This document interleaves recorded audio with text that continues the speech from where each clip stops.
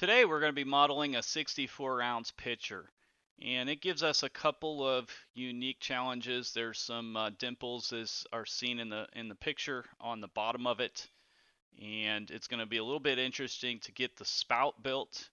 And even though the handle is similar to the coffee cup, it's going to be challenging, I think, because we're going to have that. It's going to be coming off a surface that's at an angle. So we'll see how that works out.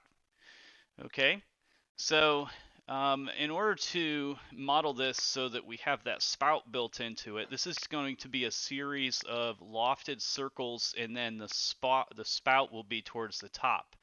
So I'm already in inches. I've saved my file as 64-ounce pitcher. Let's see, I could hide my data panel, I suppose. Give me a little more real estate to draw on. So let's start a sketch, and since it's a picture, I want to build it from the bottom up, kind of as it's sitting in front of me. So I'll sketch on the bottom plane, and let's draw a circle centered at the origin with a diameter of around 4.5 inches. Okay, and we'll finish the sketch. Next, we're going to want an offset work plane from that bottom surface, and let's move that up a distance of 5.5 inches. And then we'll do a sketch on that new work plane surface I just created. We'll draw an additional circle with a diameter of 4.875 inches. So it's sloping up gently and getting broader. We can finish that sketch. Let's do another offset work plane. I'm going to go back to that bottom surface again, and this time let's offset it 6.5 inches. Okay, and when I offset it 6.5 inches, we'll go ahead and do a sketch on that surface. And now here's where we're going to be starting to build the spout. We want the diameter of that circle to be 5 inches. So it's just slightly wider. But then over here on the left side, I'm going to just grab my line tool and draw a triangle type shape connecting to the circle. And then let's make those two triangular shapes equal to each other. There's two line segments, so let's make them equal. And let's see if I can get the distance from one point to the other point. Yep, I want that distance to be 1.25 inches. And let's see then, I want this center point here to be horizontal with the origin. Okay, and then I need a approximate distance of how far this sticks out from the edge of the circle, and that dimension is pretty hard to get. So what was I? I was a let's see, we were about a 5-inch diameter circle. So let's try. Let's just see, 5 inches. So that would be 2.5 inches would put those lines right on the circle then. So let's try 2.75 inches and see what that looks like. And oh, that maybe looks like that's what we want. I'm going to want to use that similar geometry in my next sketch. So what I want to make sure that I do, and when I just offset that where it flares out at the top, I want to make sure I trim that extra piece there where the spout is overlapping with the circle. So that should make me able to use that profile and do an offset in my next sketch that's going to be up 1/4 inch where the okay, so I'll go ahead and finish my sketch.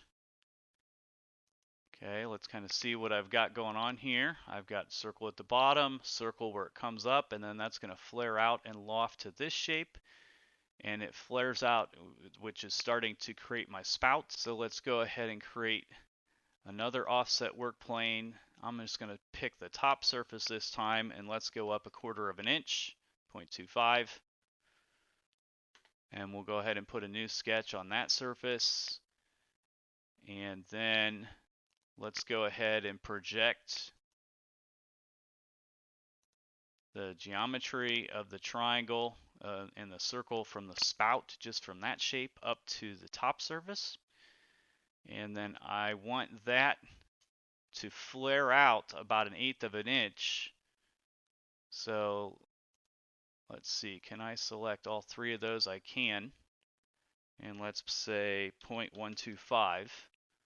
Let's get that spout to flare out about 1/8 of an inch and finish the sketch. And there we go. So now I have in total 4 sketches that I should be able to loft. Okay, so now let's go ahead and create a loft. Let's just get the first part of this going. We can't loft this entire shape together because it kind of gets wonky if you do that. So we're just going to add those 2 profiles, get the loft started, say OK. Okay, to finish this off, what we're going to need to do then is a series of lofts. So I'm going to kind of tilt this around and get over here. So let's go ahead and use the loft tool a second time, and let's loft that profile up to the next profile. Click the plus to add and pick a new profile. We'll go ahead and join those together. And then up here again at the top, we'll do create loft. And here's where the picture flares out even more at the very top towards the spout. There we go. So that looks pretty good. So now we have a solid picture. Okay. Couple small little details.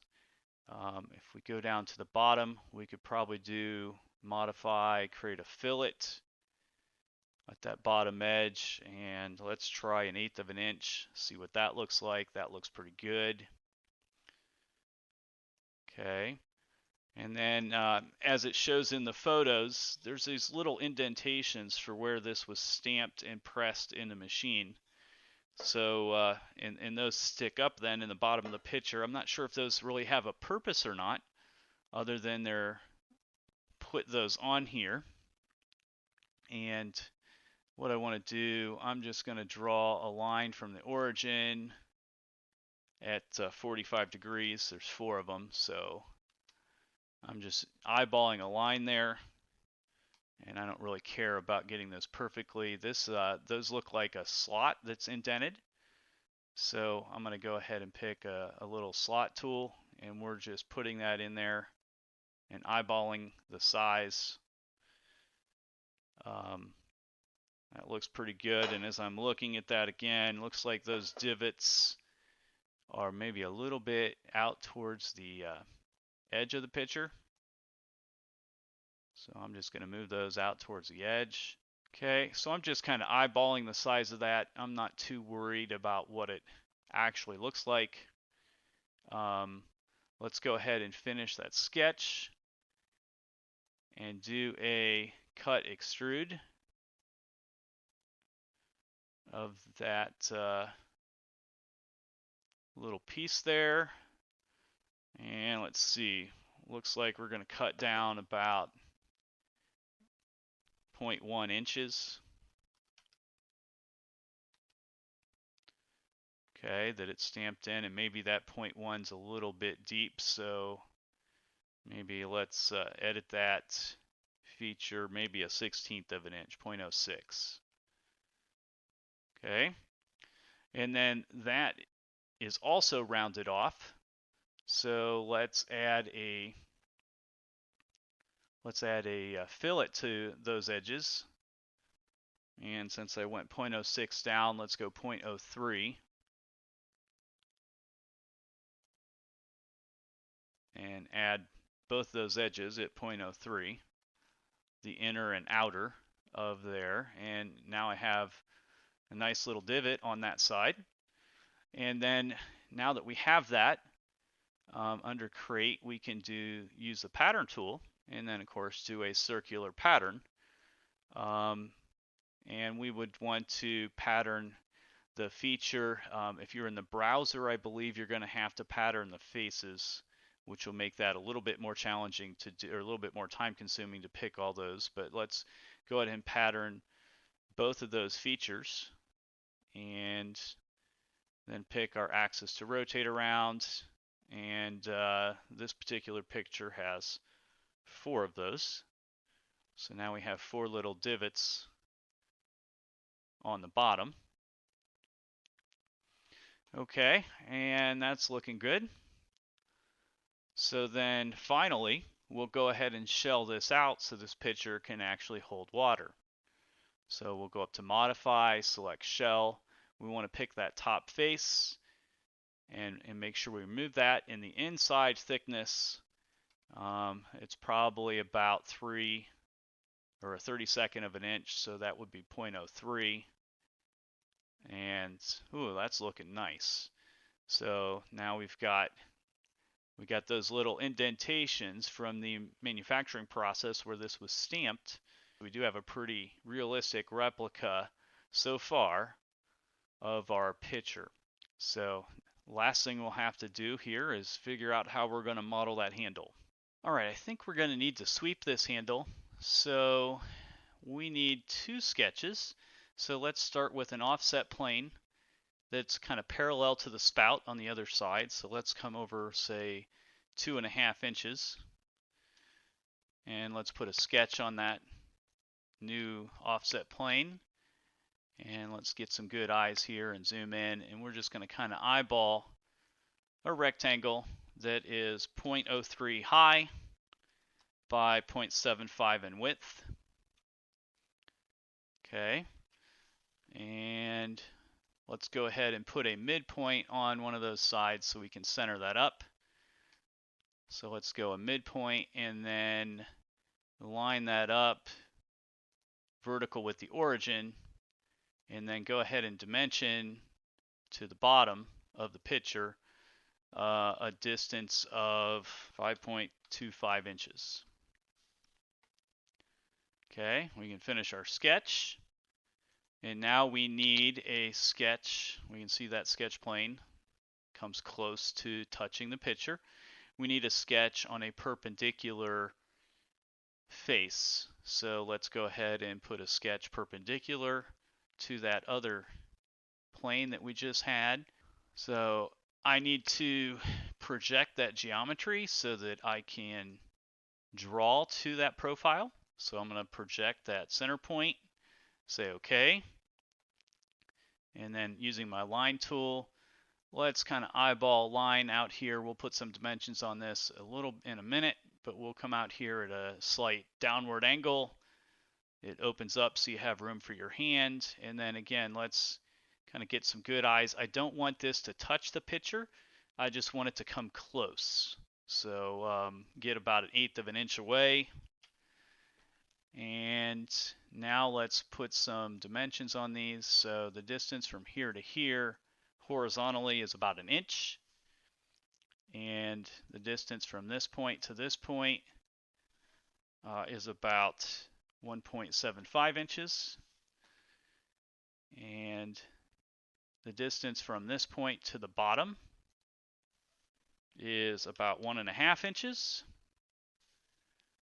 And the distance from this point to the bottom, let's see, let's try, oh, that's 1.75 inches, looks pretty good. It does have a little bit of a taper upwards. And then the distance up to this coordinate there, oh, probably about 5 inches. And not fully constrained. Let's see, what can I move yet? Oh, I can move that over. So let's dimension the distance between this point and this point about 1/4 of an inch. Okay, so now we have a fully constrained sketch for my profile. After doing that, let's go ahead and add a fillet to that of 1/2 inch diameter. So it's going to put a round on that. Go ahead and finish the sketch. And now we'll be ready to apply our sweep tool. So let's sweep. We first have to select the profile, then we have to select the path. Okay, and that looks pretty good. Make sure that we are joining, other than it is not quite connected yet.